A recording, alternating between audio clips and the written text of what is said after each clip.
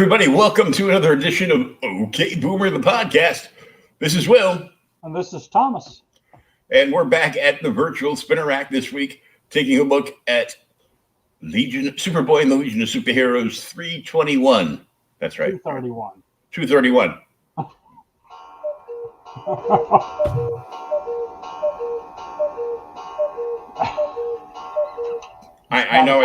I know I screwed up the numbers, but did your clock have to fuck with me too?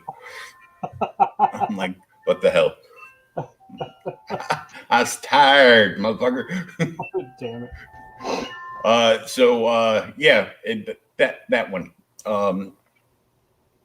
I apologize. I'm a little groggy. I feel this. I got up early for some reason, and then I had an unboxing stream this afternoon that I had a Creators Outlet interview stream at 3 p.m. To Canada, and then I went to lay down with my tablet and read this book, and I fell asleep, and I just finished reading it like 5 minutes ago. Oh, Lord. Yeah. Well, if you just finished it 5 minutes ago, at least it was a good, quick read.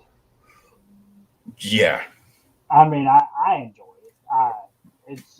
I haven't read a whole lot of Legion of Superheroes. And like I said, we talked about it last week. Lovitz did some of the best of the Legion of Superhero stories. People consider his run like the quintessential run. And I haven't read a whole lot of them. And this was really cool. I mean, something really off the cuff. You just pulled the shit out of thin air. Yeah, I pulled it out of my butt. When we were talking, I was looking up like the top 10 Legion stories according to certain like reviewers and sites and stuff, and this was like the top 10 Legion covers, and I go, I don't think I've read that one. Yeah, I never read it either. I mean, and the thing is, this is, I mean, I see top 10, Legion covers. It's got a great story. Dude, and it's freaking packed. I mean, we're talking, Justice League of America quality heroes here. I mean, damn, Superboy and Mon-El are bad enough, but you throw in some of the other people. Yeah, it's I saw it and I go, it's a giant size issue, and it's Superboy and the Legion versus the Fatal Five, and they are for the most part the quintessential arch nemesis of the LSH, and not just that, but in the book, back in the day when they would put editor notes in, so if there was something of relevance, like the fact that Superboy and the Legion actually created the Fatal Five, it tells you what issues they were created in. So you can go back, you can go to your comic shop and or convention, or there was no such thing as online. You had to actually physically go to places and search for stuff. Well, the other thing, besides your editor notes, is I noticed while we're reading it, there were a ton of editor notes in there that kept, because sometimes they would call each other, like they would say, oh, well, save that person Superboy, or save that person Mon-El. And then they would also, then call them by their real names. And then the little editor notes would say, oh, Saturn Girl is actually so-and-so, Lightning Lass is so-and-so. Mm-hmm. So the superheroes are like, you read enough that you know who these people are. And if you don't read enough, then there's the little footnotes that you can refer back and forth. Yeah. They, at one point, they went into this thing called the Magic Wars, and then it just stopped. Like, they literally canceled the series, like, on a cliffhanger. Well, that's when you were looking last week, and I did the same thing. So you said 231 or 321 is what you said, and the issue 231. And you had asked me earlier in the week, hey, I need that issue so we can read it, and I said it was 261. So I go to look, And this is toward the end of the damn series, dude. It only went like 250 issues. Yeah, I'm like, there is no 261. Yeah, there's this run. There's been, I don't know, like 11 or 12 volumes of the Legion. Yeah. Well, they also kept talking about in here. We get to it. We can call out the footnotes later. But you know how they kept going back to Adventure Comics, and Adventure Comics, one of those books that ran forever. And you know, you never know who would be in the damn issue when it picked up. You know, you bought Adventure Comics to read Adventure Comics, and you never knew who the guest star was going to be. So apparently there was a big run where the Legion of Superheroes were the stars in Adventure Comics. You know, the stars or the backups. Yeah, either I've one. got and because Superboy was with the Legion, you know, there's the whole story of, you know, them going back in time and accidentally being found out by young Kal-El, and they end up going to the future with them, and then we get, you know, it goes from the Legion of Superheroes to Superboy and the Legion, which was just an epic run. Yeah.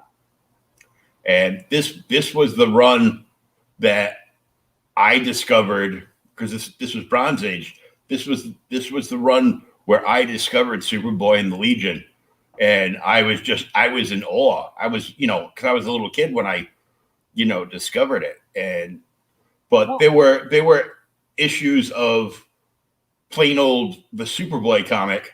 Yeah. And there would be a backup story, and sometimes the backup story was the first appearance of one of the Legionnaires. No, so they did kind of like so in other words, they were doing in Superboy kind of that same stuff that they were doing in Thor, when they had those Tales of Asgard, and it'd be like, in this Tales of Asgard, here's the origin of Balder or whatever. Mm-hmm. But it would actually be the first appearance of a character as the backup story, and they would, you know, later join the Legion. A day in the death of a world. Yeah, I was looking at the year because you were saying, you know, 70s, and I was trying to remember when this was. It's actually 77. Yep. I was 7 years old when this came out. Yeah, I was not quite that old. The earliest comics I do remember, though, are late 70s. That's why you fell asleep earlier. Yep. I was fucking tired. So, but yeah, there's our cover, everybody on it, and then here's the startup page. I was looking, the cover's by Mike Grell. Yeah. So this is still early work by Grell. And then you know, of course, the story was by Paul Levitz, and the artist was James Sherman and Jack Abel, and Liz Berdue is the colorist. I guess the letterer, if there was one, he doesn't get any. Letters don't count. They just make up words. Yeah, he doesn't get any love in this issue.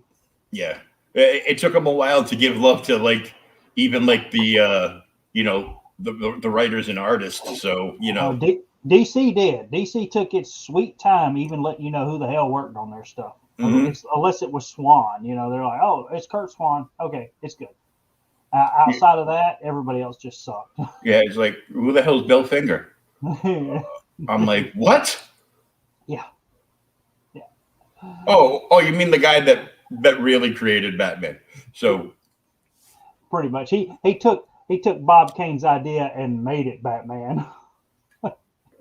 Because nothing says vengeance like fuchsia gloves. It's like, you know,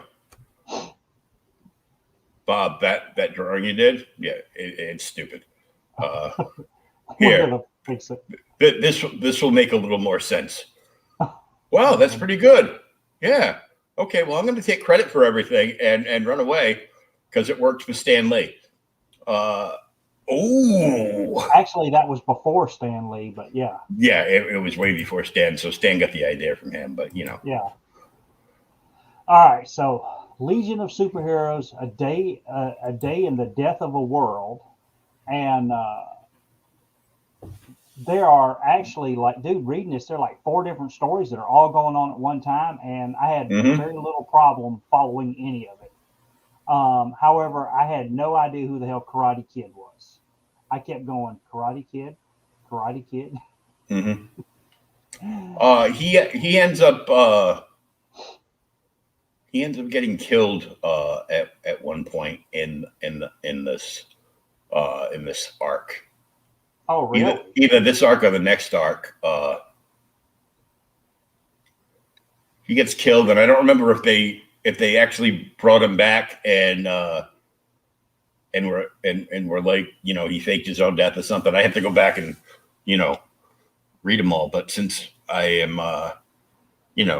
pretty much not buying any modern comics off the mainstream, I will have plenty of time to go back and read this stuff, because I think eventually I'm gonna go through all my boxes, and I'm gonna make a list of like the limited series stuff, and just buy like the hardcover, buy the hardcovers of it, and sell the originals, and a huge chunk of my books. I might just call a friend of mine who part-time works for another guy that's a dealer, and be like, I want you to come over and take a look at a whole bunch of boxes and tell me what you'd give me for them in cash. That way I don't have to deal with anything, and I'll have stuff to buy my daughter Christmas presents with or something. So I got you. And well, floppies take up a lot of space. I know I like them, but I mean, the hardcovers are really nice because they don't take up as much space, and then they're always there. If you want to read an arc, you just get it down. I buy the floppies, but sometimes I'll still buy a lot of hardcovers depending on if it's a storyline I really like. Yeah, like my LCS has like a huge sale going on now because they just moved into their new location, and they're trying to get rid of a bunch of stuff, of course. Yeah. And they're doing that, but plus they're trying to get a lot of people that follow them online to go check out the new location, which is like 6 or 7 doors down from their old location. It's in the same plaza, but further down in a smaller location. But at least I can go in and out with my wheelchair because it's wheelchair accessible doors. So,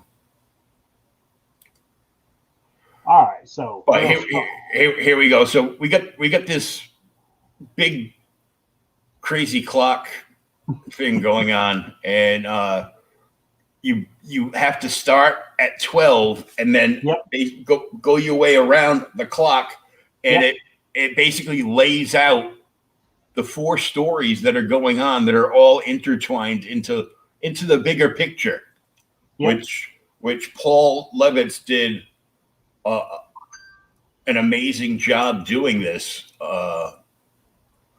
on many occasions, where this would lead to this and this would lead to that, and they were only able to get out of it because these parts came together to create like a larger sum of Legionnaires to help to save the day and go with the battle, and sometimes they didn't make it out of there. All right, so if you start like you said at 12 o'clock, we find out that the planet Morden is gonna die because the sun's gonna go supernova, and 1,000,000 Mordenites, that's all that live on the planet. Kind of not a very populated planet, but we're going to go with that. So they really had a lot of green space there. They're all going to burn alive when the sun goes nova. At 3, which is, it says, well, maybe you go at 3. So 15. It says 15 hours later, the Legion arrives on Morden, charged with the United Planets. They're there to evacuate everybody, 1,000,000 people. Mm-hmm. And then at 6, the Fatal 5, the galaxy's greatest villains arrive. And at 9 o'clock, the choice is clear. The Fatal 5 will kill 2 Legionnaires unless Morden dies a flaming death. So this is the whole storyline. You start at the top, like you're saying, and as the story works through, we'll get to 9 late in the. I think it's the third part of the story. Yeah, but, and they segregated everything like into chapters back then too. So it would be like, this is, like if they had made a Legionnaires cartoon back then, which would have been way better than the modern one, but it's commercial breaks. Yeah, it's commercial breaks, and it's like, it'd be like, whoosh, boom, and then it would go to a commercial break, and you'd be like, good, I got to go to the bathroom. Good, I got to get more cereal. But at the same time, you're like, I hope I make it back in time. Damn it. All right, so we pick up here, and the very start of the book is here's Karate Kid and his girlfriend, Princess Projecta. Princess Projecta, who her power, from what I gather, is she just casts illusions. She just makes illusions so people can see it. And Karate Kid, his power is he's Karate Kid. Yeah. But I started reading it. One, this all smacks of Kirby. The spaceships are just so cool. And Princess Projecta and Karate Kid are like, they're trying to rush back to Earth, and she has more on her mind than getting back to Earth. Yeah, it's pretty spicy for a book of the 70s, right? That's like, damn, woman, get your leg off the control panel. Well, because we always want their leg laying over our leg while we're flying our spaceship or trying to watch the game. And she doesn't realize what's going on. She's like, "Oh, you threw the brakes on." He's like, "No, it's not the brakes, honey. That spaceships don't stop like that. We're caught in a tractor beam." Mm-hmm. And everybody's going up. But yeah, it's pretty spicy. So there we realize, they're stopped, and they go down to the cargo hold to try and figure out what's going on. And here comes the Fatal Five. God, I can't remember all their names. Valdor, I think, is the big guy there, and the Cyborg Man. They go in there and they just beat the living hell out of them and capture the 2 Legionnaires who were by themselves, but they were leaving a mission and going back to Earth. Yeah. So the track. This is a scene that was basically inspired by Star Wars: A New Hope when Vader brought Leia's ship in a tractor beam and brought him inside the Star Destroyer, because that's what this is. It's the same year. Yeah. Dude, I didn't even think of that. Yeah, you're right. It's the same year. This is what this is. Crap. So they beat them up, and then of course then it turns back to the planet here. We realize that the Legion of Superheroes have showed up on the planet, and they have to evacuate 1 million people. And of course, Saturn Girl, who her power is telepathy. I get. You're gonna help me out. She is basically the Jean Grey of the Legion. Really? So she's got some other powers too, but telepathy's her major one. Telepathy, and she can do a couple other things. She is also one of the 3 founding members of the Legion of Superheroes. It was Ermaron's Saturn Girl, Garthgon's Lightning Lad, and not in this issue, Colossal Boy, whose actual name escapes me at this time. That's all right. So they go. She's actually constantly sending out a telepathic signal to all of the Mordinites to let them know, hey, the sun's going to blow up. All of you need to come to the city and get on these arcs that we're building to get everyone off. And then you can see in that top picture there all the people that are getting on the little spaceships they're building. Yeah, a pre-made airport, and because the arcs are so big, Colossal Boy is helping put the ramps in, and lifting up people to put them in. So yes, Colossal Boy is the giant man of the series. Yeah, only he's a lot bigger than Giant Man, dude. He's gigantic. Oh yeah, he's much bigger, but as you can see, the strain to for him to keep his size that high is a ridiculous, physical and mental cost. You can tell just by looking at how he's basically sweating balls in that middle panel. Yeah, he's sweating like crazy. And then here's our one of our first callbacks to Adventure 318. It's only half the Moronites have escaped. So apparently, the United Planets have asked them to handle a mission like this before, way back in issue 318 of Adventure Comics. Mm-hmm. So, and then there's our cool picture, which I think is a really cool picture. Oh yeah, I saw that panel. I go, oh, this is amazing. Yeah, I mean, this is really good. I mean, and I know Jack Abel. I'm not really familiar with the other artists. And then we'll get, I mean, there's a couple panels later I'll bring up that for the most part, these guys kill it. Dude, the art is just classic 70s, 80s comic art to me. It's really clean. It's all laid out well. I mean, it's just really awesome. Really, well proportioned, all that.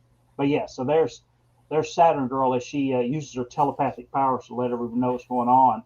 And then we discover that, after she passes out from the exertion, and there's her name, Emira, and her real name is Irma. So that's where they keep calling back to people. And we learned that Mon-El, Superboy, and who was the other guy? Jonah, aka Ultra Boy. Ultra Boy are using all of their powers to build these freaking arcs, dude. They're having to make them all. And they got like 3 hours. Mm-hmm. Ultra Boy was one of my favorites in the series. Now, what's his power? He has all of Superboy's powers, but he can only use them one at a time. See, that's what I was trying to get, because Superboy was saying something like that, except for flight, because he can't fly. He has to use his Legionnaire ring to fly. Mm-hmm. So that's the only power he doesn't have. What I wouldn't give for a working Legion flight ring. Jesus. Oh, yeah. It would it would allow them to fly, and it would also give them like a low-level force field. So, it would create like a, it's without doing the power thing. It's got the base programming of a Green Lantern ring, minus the powers. Yeah, it can't make physical objects. Hey Lorenzo, how are you? Just stopping in to upvote the stream and say hello. Why, thank you, sir. We appreciate it. So yeah, they're making these freaking these arcs, and this is where it kind of got me, because like I said, I haven't read a whole lot of the Legion of Superheroes where Superman actually talks about he can only use one power at a time, and then Denny O'Neil, even the editor, chimes in there to let everybody know. But while they're doing that, out in outer space, Brainiac 5 and who was the other guy? There's so many people here. Element Lad and Sunboy. And Sunboy are out there studying the sun and trying to keep it, kind of calm down. Now, I'm going to ask something stupid. You can go ahead and you can scream at me wherever you want. Brainiac 5, is he related to regular Brainiac? How? 5th edition. So he's the fifth in evolution of Brainiac then. So Brainiac goes from being evil to eventually becoming Brainiac 5. Well, it's not the same person. It's not the same person. He's like the great grandson. Okay, so he's Brainiac's grandson. Okay. Yeah. Because I was like, it always goes in there. I'm like, what in the world? Because he's got the computer mind and all that, and it's just, always think of Brainiac, just evil robot guy. So yeah, they're out there, trying to calm the sun down and everything, and there's Starboy doing that when all of a sudden there's Sunboy. Starboy's not in this. Sorry. Damn it. There's a green flash of lightning, and there's the Emerald Empress. Yeah. Excuse me. So her power is kryptonite based.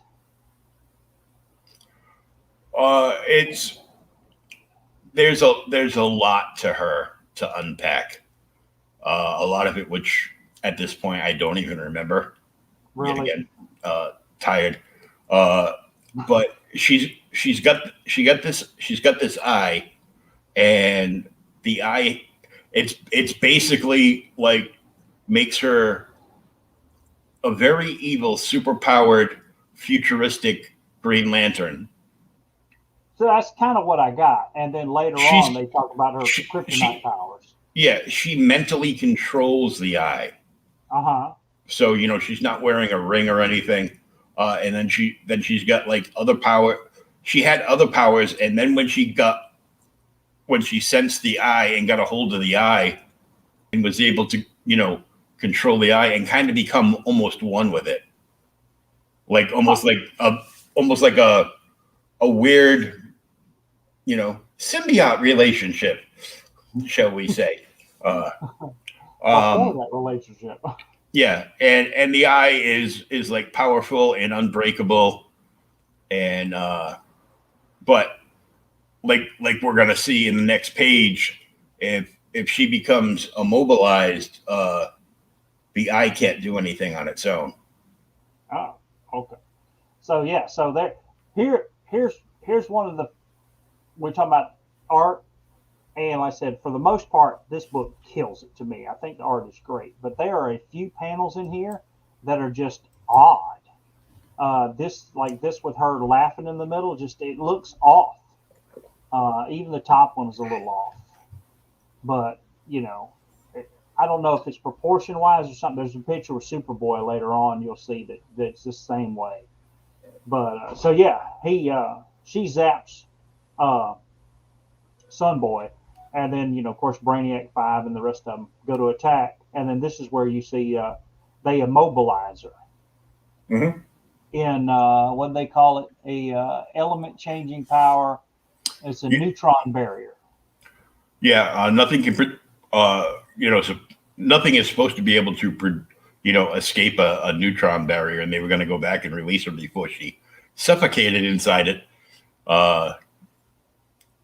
But we'll see what happens. But she immobilized Sunboy, and Sunboy's powers were the only thing containing like the solar flares to buy them enough time to hopefully get the arcs built, get the people off the planet, and go from there. And it was precious time needed, and now he's immobilized, and they tell you, Brainiac tells you what's wrong with him, but they, he should be okay, and then something else happens. Yeah, well, they even foreshadow it here. It's cool. I had to look at it when I was reading it, because it's like, it's after we help Sunboy, get him back, Brainiac 5, but more, perhaps he will, he'll live, but will you? For right behind you, the supposedly impenetrable inertian shield is beginning to crack. And then if you look, you can kind of see the little crack starting to form right there, which I thought was kind of cool. And then, of course, she then breaks out of it and is like super evil, pissed off now. Yeah. And then, boom, right in the middle of the page. Yeah, we're gonna go back to Shadow Lass and Saturn Girl. Yeah, we're just leaving everybody. And they I don't know if they were flying, they were in a boat, whatever. You see, there's a little boat. They're in the middle of this damn village in the island. And Shadow Lass is like, well, why are we stopping here? And Saturn Girl's like, I sense, hopeless dread here, so I got to stop and see why. And then when they go in there, they find all of these kids have been just abandoned by their parents or abandoned by whoever. And, they're all, Shadowlass is upset. So she even says something to Saturn Girl. I guess Saturn Girl is just not the most motherly of the superheroines here. Mm-hmm. And she's, she goes to pick them up, and Saturn Girl's like, hey, we're not here to adopt them. We're just trying to help them out. And as they go to head out, here is Validus, yeah. Validus, yeah. Who his power, I mean, he's giant. He's tearing up every damn thing.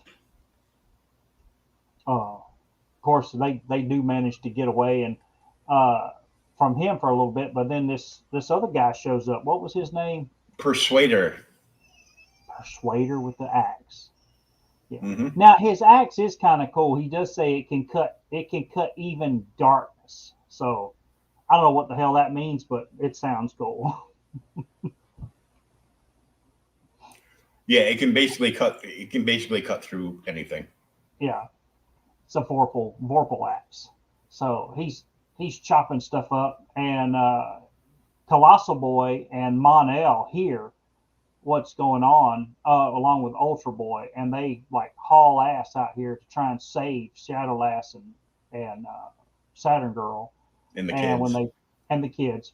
And when they get there, of course, Colossal Boy breaks loose. He starts hitting Validus and stuff. And then we discover that Validus, even though they're both the same size, is a hell of a lot stronger than Colossal Boy. Oh, yeah. So Validus basically, because obviously we can see his brain. Yeah.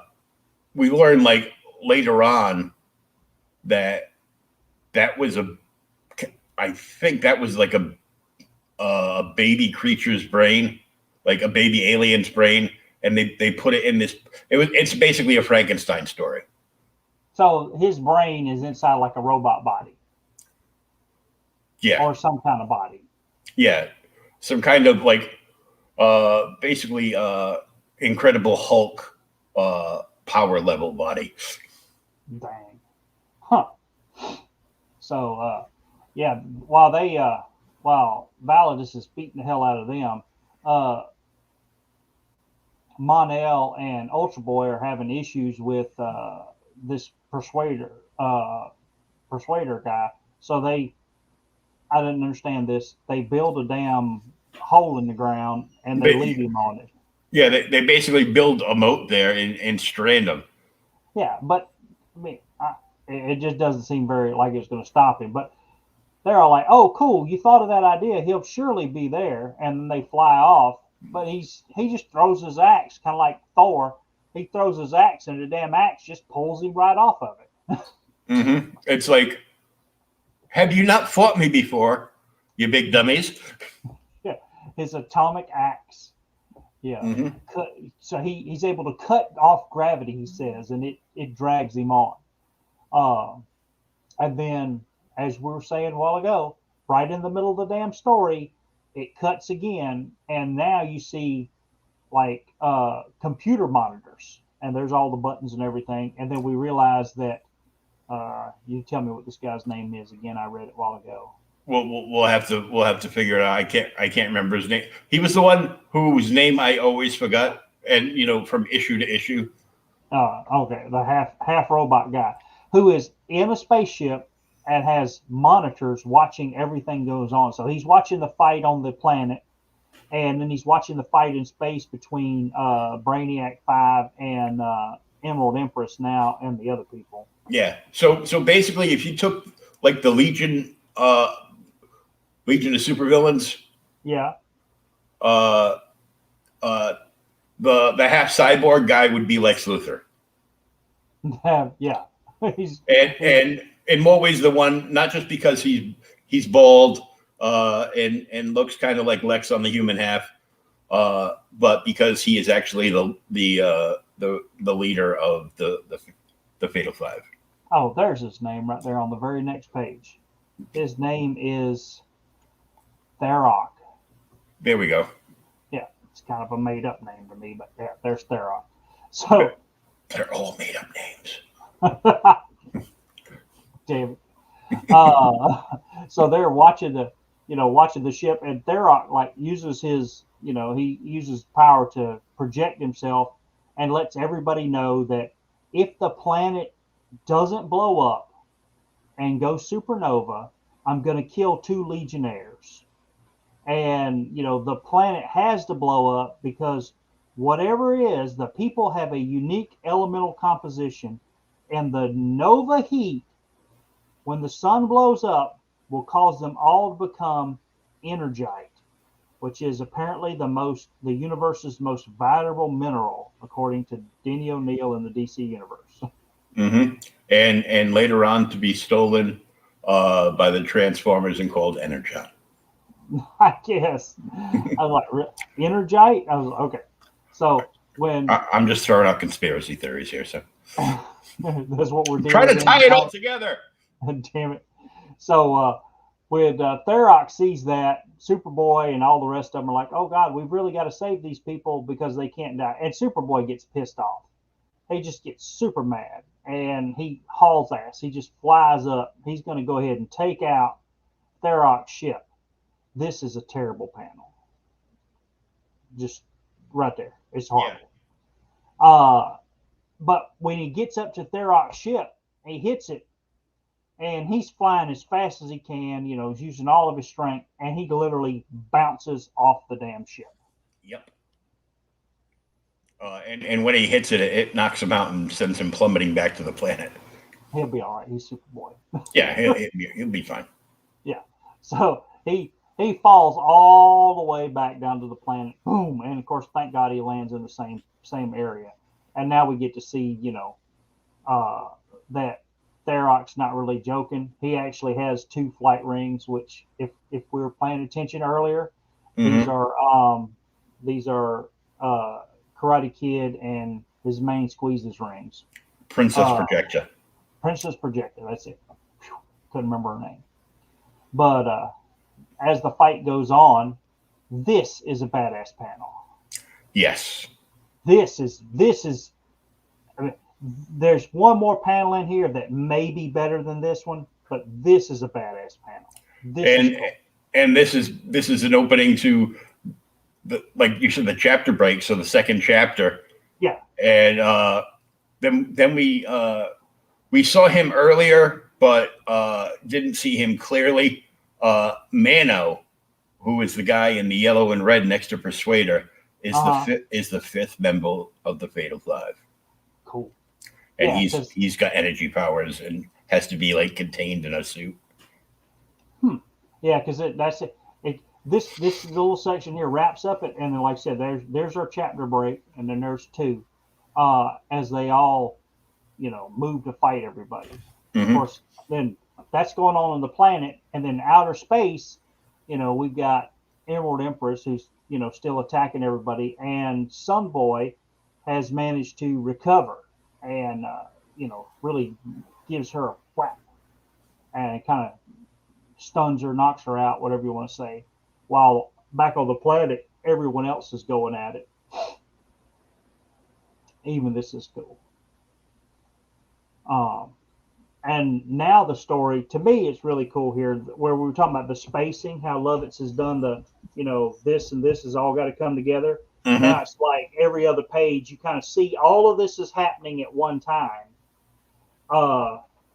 And we find out that Tharok has got the 2 Legionnaire rings. He is planning on killing Karate Kid and Projecta, but he can't right now because he was going to torture them to death, but they have managed to escape, and he has sent a robot out to get them inside of a spaceship.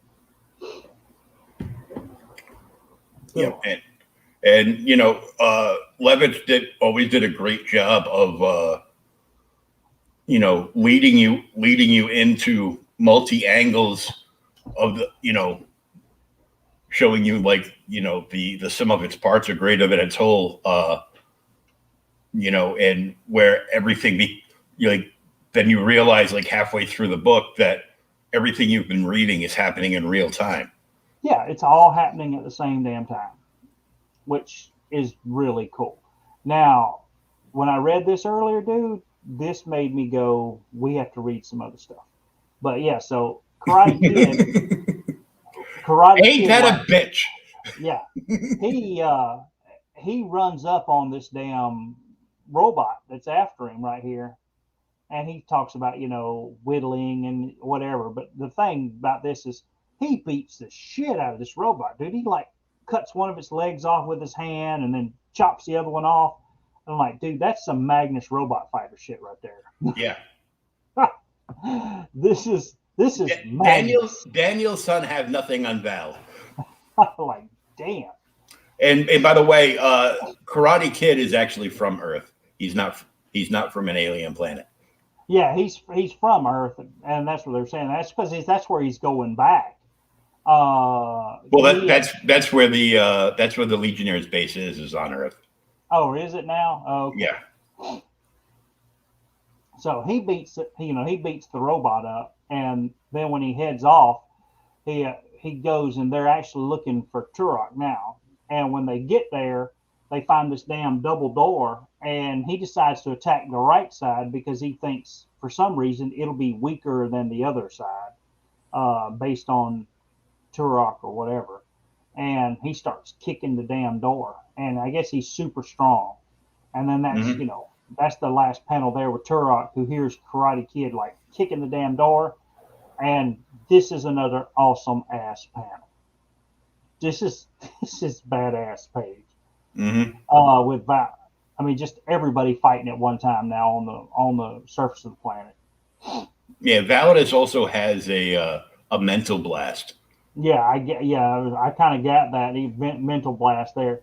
What is the series that DC did? The art here really reminds me of it, because when I was little, somebody really loved it in school. Remember when we used to bring comic books to school, and we'd all have our favorite books, and I'd be over there with Marvel or whatever, and I'd get into fights with people about, DC was better, is what they always said. And there was one guy there, I can't remember his name now, but he loved, I think it was the Omega Men by DC.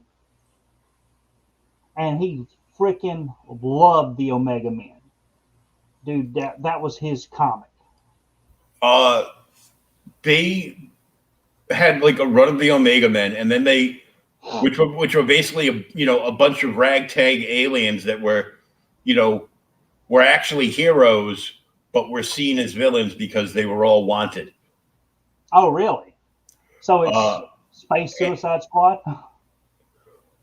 No, much better than the Suicide Squad. Really? There's a I don't know like the entire story, because I'd never really read them. I knew who they were, so I would recognize them. I go, oh, it's the Omega Men, because it'd be like you'd see them on their book and their cover, and you wouldn't know who the characters were, but you knew they were the Omega Men from that book. Yeah. And they brought back the Omega Men in a series when Wolfman and Perez were doing the Teen Titans, the Baxter series. Oh, really? And they did that, and there was a 2-part crossover with the new Teen Titans and the Omega Men, and it was really, really good. Well, we may have to read it then. I mean, that'd be something to put on our pencil in, because I just don't know that much about the Omega Men. I just remember my buddy was like, dude, this is the comic to read. And I'm reading Hulk and, regular stuff that I still read today. And he's just like, the Omega Men, they're so cool. So, all right. So now there's our fight. And, of course, we see, freaking Volca just knocks the living crap out of Superboy. Mm-hmm. And they all pile in a damn spaceship and take off. And there's another horrible panel with Superboy as they look, and then Mon-El goes off after them. But he leaves the planet and heads out, not to go after their spaceship. He goes to get Starboy and the rest of them And when he gets there, Emerald Empress like shoots Sun a Boy. death ray. Sun Boy. That's what I say. Star Boy. Yeah. Damn it, Sun Boy. So she shoots the her emerald eye at damn Mon-El, and this is where he says it's the kryptonite doesn't affect me. Yeah, Superboy may be weakened by your eye's kryptonite beams, but they don't harm me. That's why I was asking if she had kryptonite based powers. Yeah. So of course we all know that, kryptonite, Superman, blah blah blah. Mon-El is almost as powerful as Superman. Yes. He is a Daxamite. The problem is where Superboy is allergic to kryptonite, Daxamites are allergic to lead. So a simple bullet can kill him. It will give him lead poisoning, and he will die in hours, which, by the way, they milk the hell out of throughout every rendition of the series. At one point, his lead poisoning gets so bad, to save his life, they have to send him into the Phantom Zone. Yeah, well, that's the thing I remember. Yeah, they send him in the Phantom Zone because he got shot, and in Phantom Zone, damn time stops, so he's fine there. But yeah, that was. And then there's one time where they managed to. I think they get the bullet out of him, they cure him, and he actually takes over. Superman goes on vacation or some shit, takes a holiday, and Mon-El comes out and protects the world for a little while. Yeah. So he's going to lay the smackdown on Emerald Empress, and then she's like, "Hey, my eye may not be able to stop you, but it can also help me escape." And she's just like, "I'm out of here, babes." She leaves. Yep. Just like just like the Legion. I was calling them the Legion of Supervillains, and it's the Legion of Doom. Yeah. Good Lord, I'm tired. Damn it. But just like the Legion of Doom, like every time they would get cornered, they'd activate their transponders and walk through, teleport back. These guys do the same thing all the time. So that's at the end of that, she disappears, and then kablam! Karate Kid has managed to kick down this damn steel door, and he gets in there, and of course, Thorok is like, "Oh no, it's impossible," and Karate Kid knocks the hell out of him. He's like, "Keep telling yourself that." But as he knocks down Derek, it just so happens that the rest of the Fatal Five all teleport into that room because they were escaping, and it's like, oh shit. Yeah, it's gotta suck to be you two, because that's what they even say on the next page is like, or maybe it's on that page. Yeah, it's just the Fatal Five nearly killed 3 of the superheroes. What do their combined power have to do against 2 of them? And neither one of these are Superboy or Mon-El. So, yeah. While they go in there, flash back to the planet, and they're finally starting to get everybody out, and then here comes Ultra Boy. Yeah, Ultra Boy. Ultra Boy, and he's got a freaking giant ass rock, and we discover that they use it. They create like a fake spaceship with it, and they get in it, and they're going to use it to go after Thorok and the rest of the people. So they get in and head off that way, and then back on the ship, Thorok and the Fatal Five have knocked the living crap out of Karate Kid and Projecta, and they've got them tied up. And then he sees an asteroid hurtling toward his spaceship, and he says, "Oh God, my force field won't stop that. It's only programmed to repel, the Legionnaires and their spaceships." So that wasn't very smart thinking on his part. And that's exactly what happens. The artificial asteroid, artificial spaceship that's made out of asteroid breaks through the damn ship, and all of the Legion of Superheroes pile out, and the damn fight starts. And Colossal Boy is pissed off from getting his ass whooped on the planet by Validus. So yeah, so he comes out swinging. While they're there, though, I did think this was a bad thing when they see the damn sun go supernova. They see the sun go supernova, and of course Turok's like, oh no, that can't happen. So he runs over there, and tries to shut off the machine. And when he does, all of the rest of the Legion of Superheroes just lay into Validus, knock the hell out of him, and karate. They pretty much knock everybody out. And when they save the day, they get them all caught up, and then Brainiac 5. Now they see what's the machine that's actually controlling an explosive device that was put in the sun to actually make the explosion, the supernova, worse. I don't know how it was going to make it worse, but it was. And Brainiac 5 uses the machine to cut it off. And when they do that, now it gives them a little bit more time to actually get back and save everybody and get them on new planets before the sun explodes. Mm-hmm. And then we see right there that we're going into the epilogue. I don't know how we know this, but we're going into the epilogue. I think that big word that says epilogue. Oh yeah. Oh, that's what it is. What's cool though is so when the sun does finally go supernova, the Legion of Superheroes haul ass, and they leave the Fatal Five to get kind of caught in the explosion. But then they talk about it. Oh, I'm sure they escaped. They escaped before, and Superboy. And then we get into you can tell because the cape is going across his arms like like an old Roman speech giver, and he's gonna. This is just a page of young Kal-El getting way too preachy. And they'll be stopped again. And then they say, yeah. Next is Infinite Man attacks tomorrow. Be here on July 21st.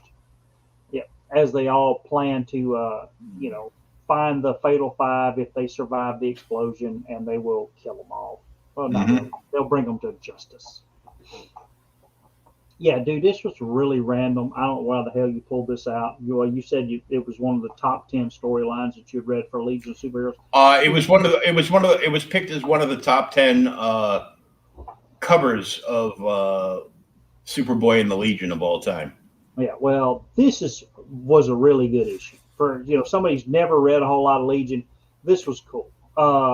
I enjoyed it a lot. Art was, like I said, most part was stellar. There are a few panels that are very uneven to me, but classic 70s art. This is the kind of comic art I really like. It's all easy to read. The superheroes are great. Just really cool stuff. And the story was, even though it's a giant size, it read really fast, man. Oh yeah. It didn't take long to read it at all. So one thing to know out of this lineup is that Lightning Lad, who I don't recall showing up throughout the entire book, but is on the cover. Is he? Oh, go back to the cover. Yeah, there he is. There he is. Lightning Lad and Saturn Girl are a thing, and at one point they get married. They get married in one of those giant-sized Treasury editions, which is the only way to get it. And I have it somewhere. And I think the one the issue that Treasury that they get married in. Yeah. Neil Adams. Damn. At one point, this was one of their bigger titles. Well, I remember that Legion of Superheroes were really cool, and part of that is the whole. I don't want to sound terrible. Is the whole reason that DC brought Robin in. Robin was the the gateway for younger readers to imagine themselves as Batman's sidekick or whatever. And Legion of Superheroes is kind of the same thing. When they hit puberty or, shortly thereafter, they're given a chance to go out and protect the universe, and it's for only a limited amount of time, isn't it? Then they kind of retire after a certain amount of time. Yeah. And that's why, so all of these are younger people that go on to help everyone. Yeah. And I think they just threw Superboy in there originally to, kind of boost the series, but then it got popular on its own. Yeah, they put Superboy in to beef it up and to basically tie, modern day into the future. Yeah. Yeah, it kind of links the two, and then eventually they do the same thing because the one there is Supergirl and Legion of Superheroes 2 later on. Yeah, I got a bunch of those issues in the box. I bought every once in a while Jesse James Comics, when he does his Comic Book Shopping Network binge bar Facebook auctions.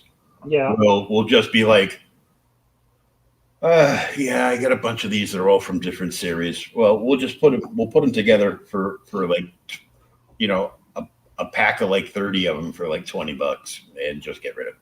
And if it's something that I like or love, like the Legion of Superheroes, I will buy them. It's $20. If I have extra copies, I'll just, I'll either, trade them off to somebody, put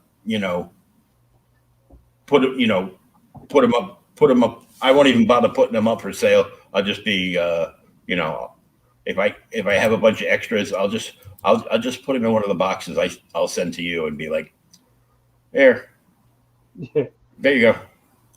Yeah, I gotta send you some Marvel stuff or something, some more. I got that 1 or 2 issues that I gotta send you still.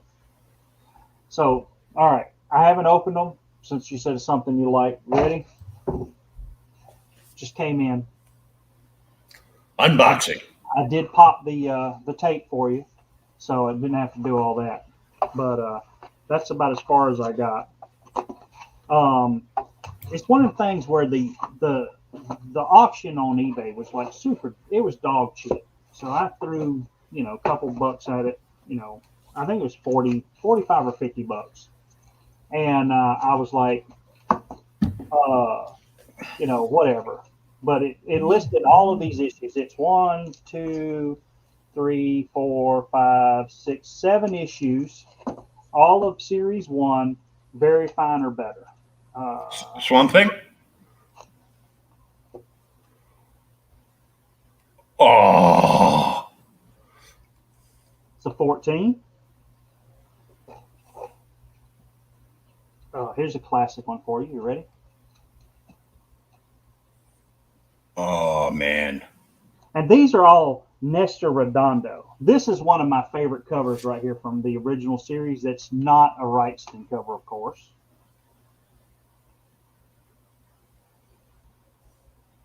Number 12. Out of the blue, there's a dinosaur here, and Swamp Thing's going to fight it. Hey. Sometimes it works. Mm-hmm. I've got most of these, but some of mine are beat up real bad. So I was like, well, I mean, if I get if I win it, then great. If I don't, I hadn't lost anything. Huh? Oh. Swamp Thing fighting the demon. There's another classic cover. Oh, yeah. Coming up out of the ground in the cemetery. And then, are you ready?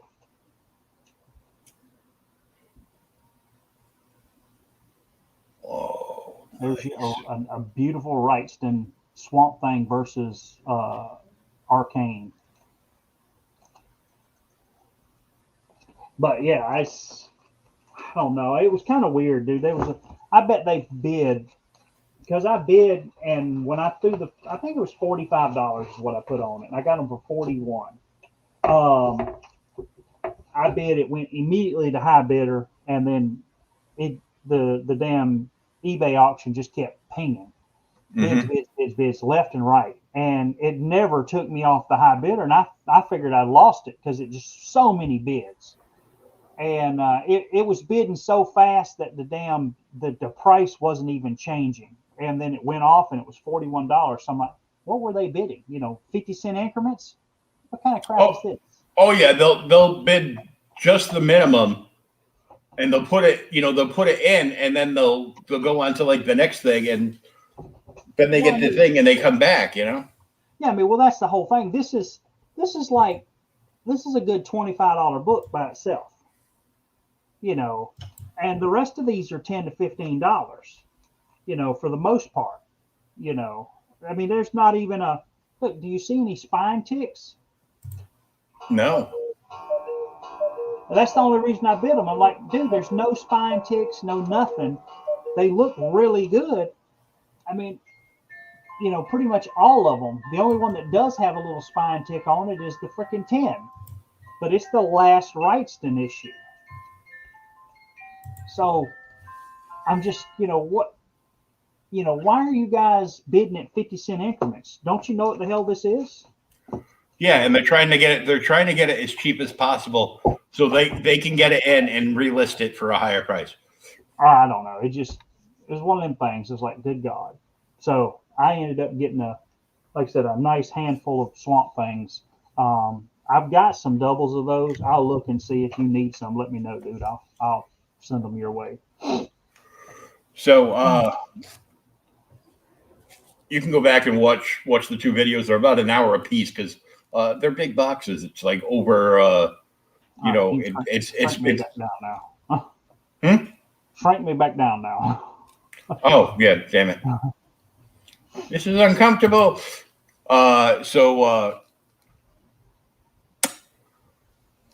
Each box I get from Jesse James is just over a full short box of comics. So 150 comics.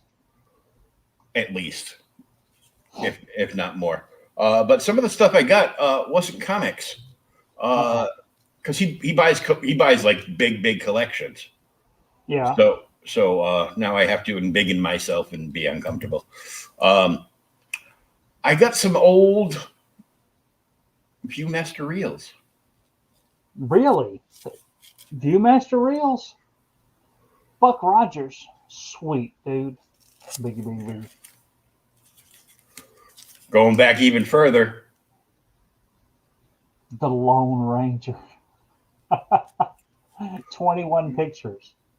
21 stereo pictures. I think that might have been the Talking Viewmaster one. No, stereo was their 3D, wasn't it? Yeah. Yeah. I think so. This one, I looked. It's still hermetically sealed in the original package. It was never opened. So don't open it. Oh, dude, really? Oh, yeah. Yeah. I'm like, and he had probably like 300 of these. The greatest Superman movie of all time. And they were flying off. I couldn't type in stuff fast enough. I just got lucky on like a few of them. It was like ridiculous. But I didn't know they did that many Viewmaster things. Oh, you kidding? I knew they was. I don't remember. Somebody said that on the stream that they think they're still making Viewmasters today. Really? But I don't know about that. About the actual things. Like somebody's still making them. I got in. Mike Jimmy Larasha de Bruin is a indie comic book creator from the Netherlands. He's got a series called Life on Korra. It is an all ages series. The very unique world build, which I won't get completely into, but each issue basically brings you in a day in the life of a different creature on that planet, a different species on that planet. Huh. I got some prints. Something was missing, but he's going to take care of it. He's just going to, I'm like, find what was missing from mine, and I'll go into that in a little bit, and just tag it, put it to the side, and when the next issue goes live and I back it on Indiegogo, and you're packing stuff up to ship out, just put that in it. And I go, I don't care. This is one of the prints. This is like the centerpiece of this story. So I got that print, which I was not expecting, but it was an unlocked stretch goal. I got a patch that's actually the planet Korra. A really cool black and white line art sticker. Oh, that is kind of cool. The little monster flying in the sky, or a bird, or whatever it is. And then there's 3 different bookmarks, and they're like on like wicked high end, material. So you have the creature on one side, and then on the other side, whoops, wrong way. Is what it is. It's what it is, and it's got like a whole paragraph down here, about the creature, and then we have Tosker. This other one was Rakoler, and this is Misius, which is the creature from this story. Then they did a crossover with another show called Raging ABC, which is two women that are creators, and they're also like big promoters and everything. And those are the Raging ABC side, basically like their icons. Yeah.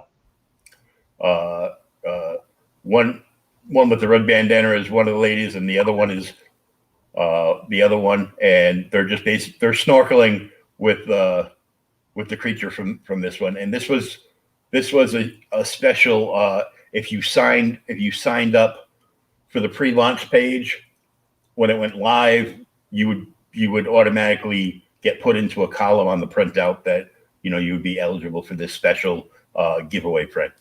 Oh, cool. So I like it when they do that. Like, well, sign up for the pre-launch, and when you back the book, because you signed up for pre-launch, we're going to give you this for free. I'm like, yeah, it's free.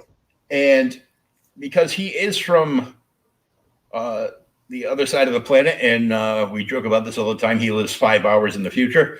But this is the cover of the book, and yes, this is massively oversized. This is it's like magazine size. This is the size of a UK comic. This is also the size of like Belgium comics that he grew up on, and there's even stuff on the back. Thank you for reading. See you in life on Korra 5, and it's got the various creatures that have appeared in the first 4 species that have appeared in the first 4 issues. So it's kind of like a National Geographic in space. Kind of.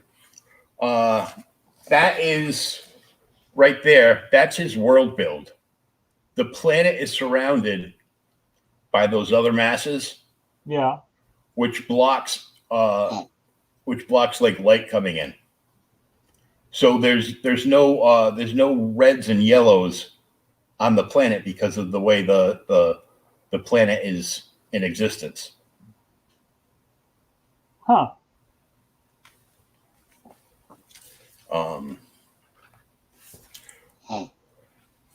But I mean, look at the art. That's amazing stuff. And he has somebody storyboard the book for him with all his notes. Yeah. He gets the storyboards in, and then he does all all the final work and the inks and everything else. And then he sends it off to his colorist, who is amazing. Yeah, the color is really nice. Yeah, it's just so good. So I got that in, and because he's overseas, he's working with RJ from criticalblast.com, who also does shows, and he has started being a fulfillment center. So a bunch of these creators from overseas will send him like a big giant package, whether it's, the raw books and he puts everything together, or Mike packed everything up in the mailers and shipped one giant box that were going to all like US people. And it's cheaper to send like one big giant box from, overseas to one location in the States than a bunch of little ones. Than a bunch of little ones, and it saves him a bunch of money on shipping, and it saves the customer a bunch of money on shipping. So it made the shipping like that much cheaper. And RJ, one of the things that he does is he orders custom bags to put the mailers in, and they all have the art from the comic book on the outside of them, so you know what you're getting. Oh, sweet! And a good thing, a great thing with this is the bags are waterproof, because there's nothing worse than coming home in a torrential downpour and finding that you have Gemini mailers sopping wet, and wondering if the comics that you just paid all that money for are going to die or not. Or ruined. Yep. Yeah, and the label's on the other side. But so I got that, but then I opened the other boxes, and one of the things I got is from V1, Old School Valiant, and it's a slab. Oh, really? I never had this issue, and this is a Paramount issue of the original Valiant universe. It is the first appearance. It is a 0 issue, and it's Barry Windsor Smith. X-O Man-O-War. Wrong. Really? What other one did he do? Archer and Armstrong, first appearance. Really? The notes on this are it's 8.5 white pages. First appearance of Archer and Armstrong. Origin of Archer. And July on the cover. So I haven't figured out what the significance of that is. But I never had one of these, because these were like, ridiculous amounts of money. Even back then, I think this was like up to like, over $100 at one point. Like, just like raw off of some comic shop's rack, like they put it up on the wall because it was a more expensive book. So I got that slab in. I have some other books. I have lots of other books over there, but I got from the original Rye run. These were a little pricey because they're keys. I got Rye issue 1. And yes, I have a Rye 0, which is the white cover and the first appearance of Bloodshot. Damn it. A Rye 2. I have significant stacks on either side of me. One of the covers from She that I could never get my hands on, and I've got a pristine copy here. She was Valiant too? No. I didn't think it was. No, she was Crusade Comics, Billy Tucci. It's a cool cover. And I'm like, nice white cover. Yeah, like negative space and stuff. The problem is if it got like really dirty, you knew it. And yes, I did back Billy Tucci's She Volume 1 omnibus. I apparently lucked out because a whole bunch of stuff that I have coming in from campaigns that I backed are like, I think She comes in November, for my birthday. And I got like 4 or 5 others that are, if they're on time, will all be like, Christmas presents to me. So, damn. Then I got a few, there were 4 books in here. I don't know what happened to the 4th one. It was like a pack. Here, this stuff's in here, and $3 or $2 or something. And I got some Mike Grell goodness. Warlord. Another Warlord, because I'm building that. I'm putting that together. Another Warlord. Very cool cover. And Kirby Superpowers. I actually was reading something about that today. They said that was the worst run he ever did. But it was still Kirby. Well, it's based around the cartoon. What do you want? This was the final issue. They were like 2 or 3 miniseries on it. And it was just basically, this was, as we know, this was just to bolster sales of the action figures. So. Yeah, that's all it was. It's a giant advertisement. Yeah. So I got that. I got the foil Berserker #1. Did you read it? Nope. I haven't read any of these yet. I was trying to get the foil Berserker 1 and Berserker 2 because then you could take the coupons out and trade the coupons in for a foil variant of Something's Killing the Children #1. I missed that whole thing, so it doesn't matter. Full set of Elric. Damn, you got a whole set? A whole set. $7 for the whole set from First Comics. It's a good $7. That's the Pete Craig Russell run, right?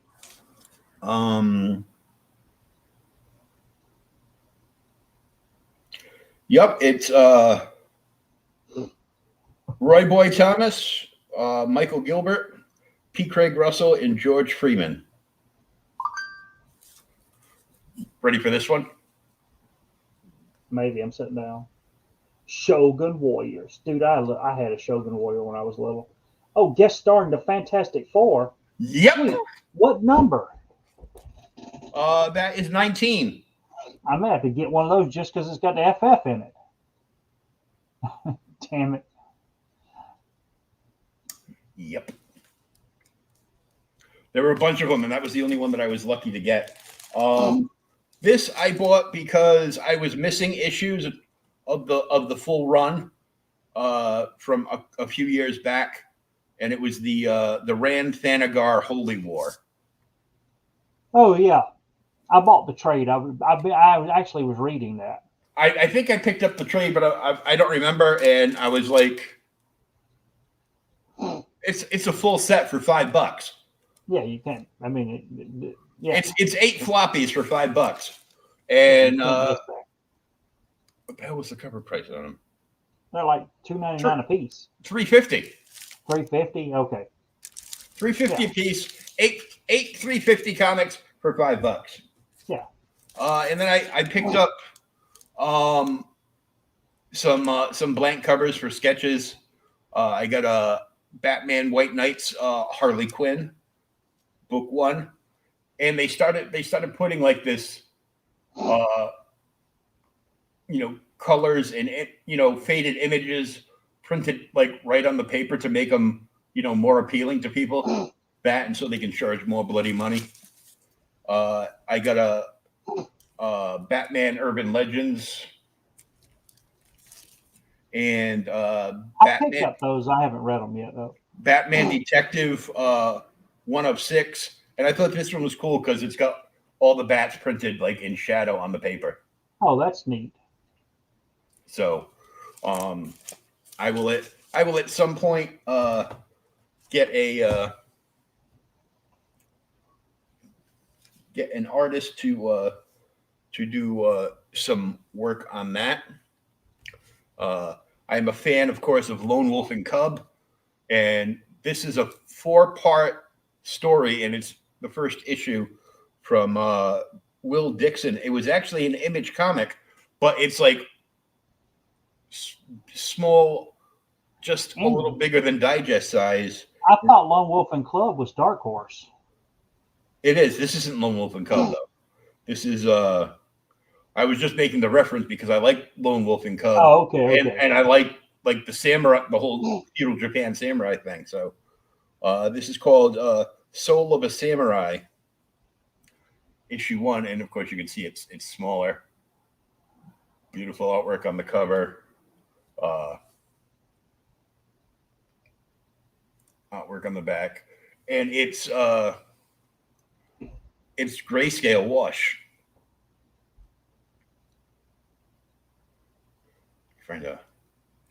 There we go. Oh, it's kind of nice. Yeah, it's pretty cool. I dig it. And then I got this, and this ranks in importance because they are making the Grendel series for Netflix. Grendel, Red, White, and Black. Yep. First issue. I think this might be the solo one. I think this is the floppy version of the original one that came in the Comico box that I brought out and showed off. Oh, okay.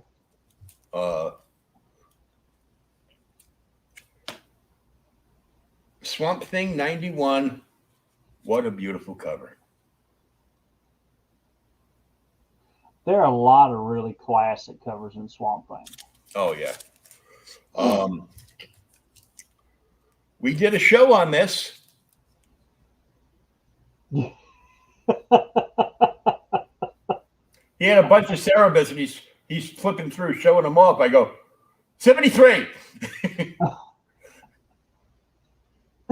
That's such a good series. It does get a little crazy toward the end, but yes, it's a really good series. Damn, that's nice. Joker number 5.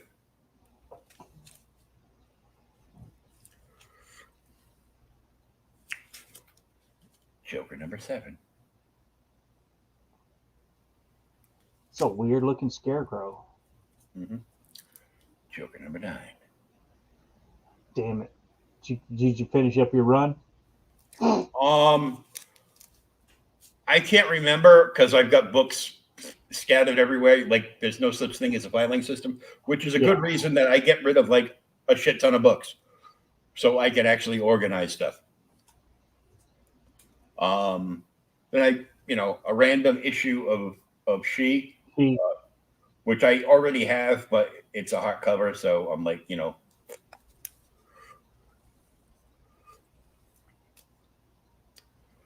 Bill Wilmingham, the naughty cover.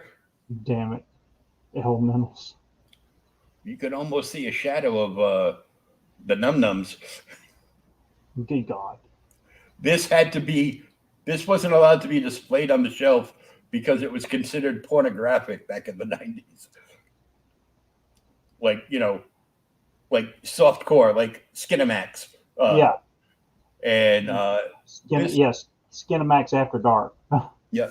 So I paid $20 for this, and it is like a near mint copy. Is it worth $20? It's worth probably a little more. But trying to find a collector of the Elementals is. He also told me when I bought that one, he goes, "Send me a DM. I'm pretty sure I have the rest of the series here that I'll just put a price together for you." Yeah. Well, it's not that many issues either, is it? Yeah. Joker number 6.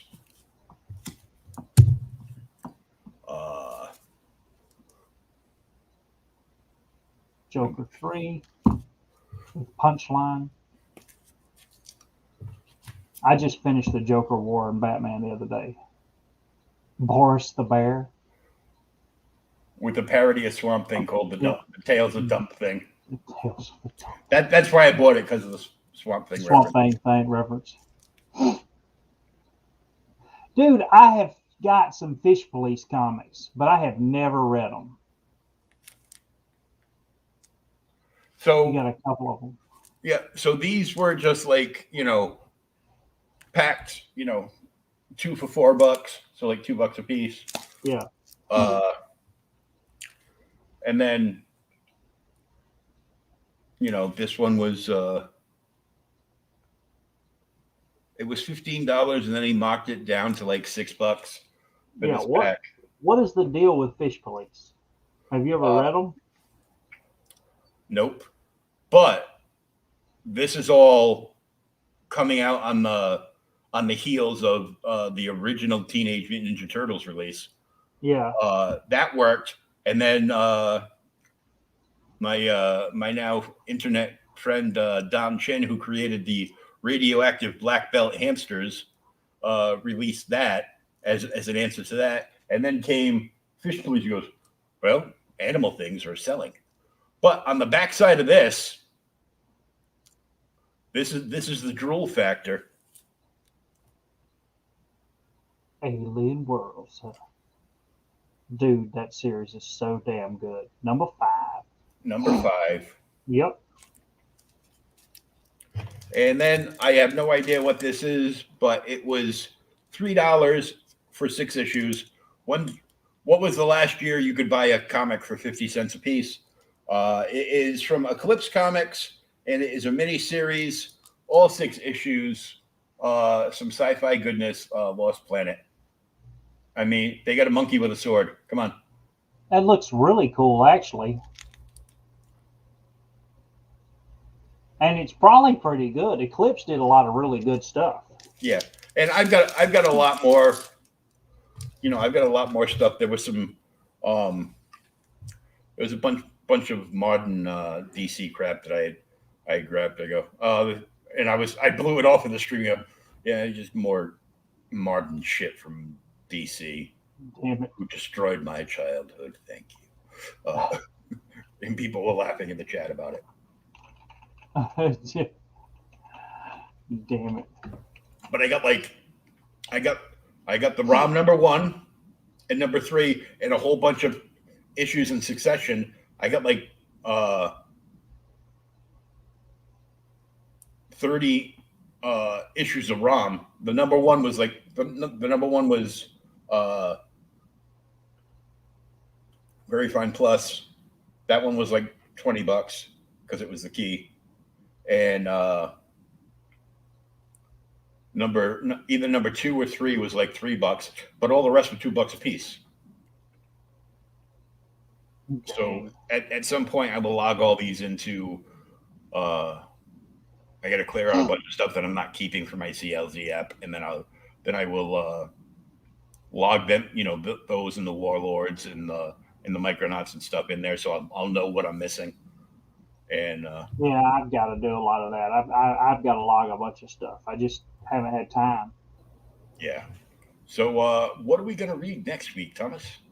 Well, I've been thinking about it since I guess I broke your heart last time when I pulled out some Daredevil stuff just because it was BWS.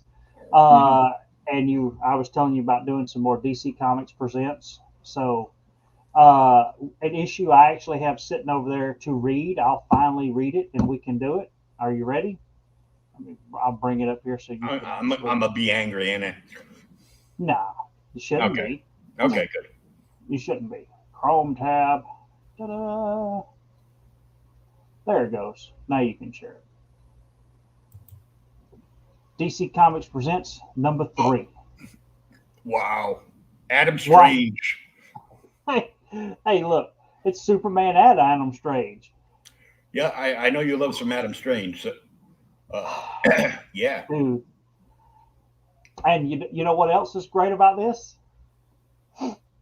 This is a written by Joe Orlando, and the art is all Garcia Lopez. Oh, the whole thing. You said Joe Orlando. And you go, and the art, I was expecting it to be Dawn. You know, I thought it might have been Tony Orlando and Dawn that did the book. No, it's That's a all boomer joke. yeah, I guess I missed that one. But yeah, all Garcia Lopez art, and it's Adam Strange. Dude, I've got a huge run of DC Comics Presents, and I've only had a chance to read a handful of them. And they're all really good. They're just great little stories. Yeah, and they're all basically one shots. Yeah, and you get a different. It's like Brave and the Bold. We were talking about the same thing. Brave and the Bold. You know, the Spider-Man team up books. You know, all that. You get a cool superhero team up every week or every month, and it's a one shot for the most time. The only thing reading the Superboy book today made me think about it. I came this close to say let's do it. Is and I've got like 2 copies of it. Is the first appearance of Superboy Prime is in DC Comics Presents, and you know if you longtime DC reader, which we are, then you find out that Superboy Prime kind of loses it. Loses his shit. Yeah. Also on that tip, McFarlane Toys has made a DC a Superboy Prime action figure. Really? Yeah. I'm gonna have to look for that. Now I can't find the damn Red Sun one. I want to see the Red Sun figure in person before I buy it. I don't have. I didn't buy the new one. The only 2 that I've got out of all the new McFarlane stuff is I've got the Thomas Wayne version of Batman. Yeah, the one with the red bat symbol on it. Yeah, the Flashpoint Batman where Bruce dies and Thomas lives. Yeah. But I've got the one with the cowl down. Huh. There was like 4 of them because he releases them in waves. So there were 4 of them. I wish I had bought all 4. I didn't really have the money for them, so I went. The big one was the Nightwing Joker, where Nightwing gets poisoned by the Joker gas. It's from a storyline. I can't remember, what it was, but it's a badass, modern Nightwing. But he's got the big Joker grin on, and his face is all pasty white. It's pure evil, and it's awesome. Yeah, I haven't seen that one. I'll have to look it up. Also, there were 2 Batmans in that run. So there was like a regular like Bruce Wayne Batman, like in a more modern costume. The Thomas Wayne Flashpoint Batman with the cowl down, and the one that I wish I'd really gotten to go with these would have been Bizarro was one of them that was in that set. That was in that damn, 4-pack set. Bizarro would be cool. I know they released. He's got like this huge box, like huge collector's box. It's giant. For the Scott Snyder Batman Black Label story. Yeah. Where Joker's head was in the globe and stuff. So it's got 5 of the action figures, but they put it in this big giant box. There's 4 of them. When you open it up like this, there's 4 on this side, and the other side is taken up by the biggest Bane figure I've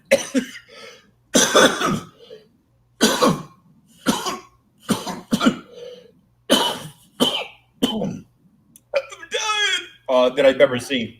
Of course, I never have money, and it's an expensive box, but not for what you get. And he's doing the same thing for a box of figures from the new Suicide Squad movie. Oh, sweet! I like that movie. And it gives you 4 of the regular figures on one side, and it gives you a huge ass King Shark on the other side. Now, I want the King Shark, but I don't want a John Cena figure. You don't want a John Cena figure. It's got the John Cena Peacekeeper, and it's got who I thought was like a cool weird character that didn't get used too much, so it was good until John Cena came in and was talking Cantonese to everybody. Harley is there, of course. Can't remember the other. Polka Dot Man and like one other. So it's like a 5 set. But the thing I'm most excited for is McFarlane is releasing the 3 Jokers. Oh, from that storyline? From the 3 Jokers Black Label. Yeah. So it's, the clown, the comedian, and the psychopath. Which I think that's how they describe like the personalities and stuff. And one of them is, I guess, up for pre-order, but I'm thinking that those are probably going to be released in a special collector's box too. So you have to buy all 3 of them at one time. Yeah. So I mean, I want to buy them. I want to buy them all at the same time. Otherwise, you don't know what you're going to get. Kind of like when he released the Joker Who Laughs, and there were 3 different of those poisoned robins on the chains. Yeah. But to put it together and get the 3 completely different robins, you had to pre-order it from like Entertainment Earth or wherever, Big Bad Toy Store, but you had to order like 3 versions of it. And if you order the 3 versions together, you pre-order like the package of the 3. Yeah. They would put like the A, B, C together, and you would get everything. And once you get it, you've got like this big, display of the figures all out. As we know, yeah, not like I actually open anything, but But all right, send that over to me, and I will get going on that. All right, I will do, man. So I'm gonna. I haven't had dinner yet. Oh, I forgot. I got one more thing. Critical Blast went and scanned in and went to, and I can never remember the name of the company, but he got these made like very cheaply, basically to show people that it can be done and economically. That's a little creature pin from Life on Korra. Oh yeah, the little monster. Yeah, swimming. The Misius. So he got these made, and because Mike Jimmy had already bundled up everything in the oversized, because it's an oversized book, so he's got they get the oversized Gemini mailers over there, and so they were all sealed up, but there's like one section where he could sneak in this little thing between the folds, so when you open it up, you get the pin. So it was a cool like little bonus. If I end up getting like a cheap bomber jacket in my size from the online store I've been shopping at, that's an actual physical brick and mortar store, but because they're in Elkhart, Indiana, and I am nowhere near something called Indiana. So I do all my ordering from them online and stuff, and I will try to get a bomber. See if they got any cool bomber jackets in my size, and I'll like I'll DM like their Facebook page, and ask them, and then they'll take a bunch of pictures, and send the pictures over to me and be like, "You see anything there you like?" I'm like, like this, I like this, I like that, I like this, and I need socks. So I have to put it in order because I desperately need socks. When you have like next to no material and you can actually see through your tube socks. And, you know, maybe a couple of them have holes big enough to slide a planet through. Yeah, it's time to buy new socks. Yeah. I've been meaning to buy them for, I don't know, a year. And every time the first of the month comes around, I pay my bills. I do this. And then I'm like, buy action figures. I'm like, oh, damn. I forgot to buy socks again. It's terrible. All right, I'll give it to you, and then right now everything's good. We'll be back next Thursday then. Awesome. And if you're watching this in the replay, if there's something that you would like us to read and talk about, just drop us something in the chat. You can also DM me at Twitter at JokerFan. And just, say that, I was watching a replay of OK Boomer, and could you guys read this book and talk about it on the show? And we will do just that because, that's what we do. That's it. Or we're just a couple of old guys that love comics, and we love reading comics, and there we go. So that is that, and we will go out on the trailer for Mavericks Origins Volume 1, which funded on Indiegogo with a first-time campaign, 305 backers at over $25,000. Sweet. Currently, their Kickstarter is still going on, and there's an exclusive cosplay calendar for Mavericks only available through a certain tier for a limited time only on the Kickstarter. The Indiegogo campaign has wrapped, but it is in demand. So you can go and check out the Indiegogo, and you can still purchase on demand there. And then you can go over and check out the offerings over. It's the same story, of course, but it's all different, perks and tiers. So go check it out. And here we go.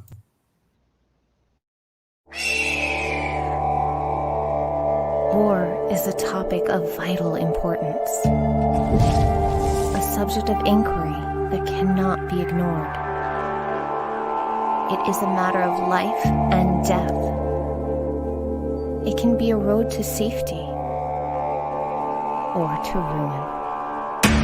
In an alternate version of our world, brought to the brink of total collapse, rival nations fight for global domination, and elite pilots in futuristic combat suits wage war on the battlefield of tomorrow.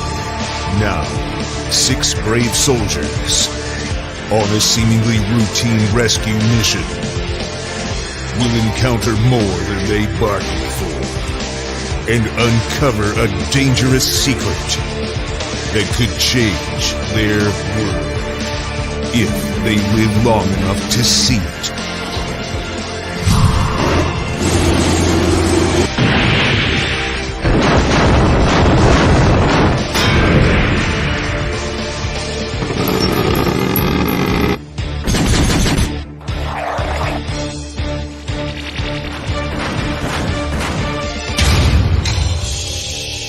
Mavericks Origins Volume 1. Now on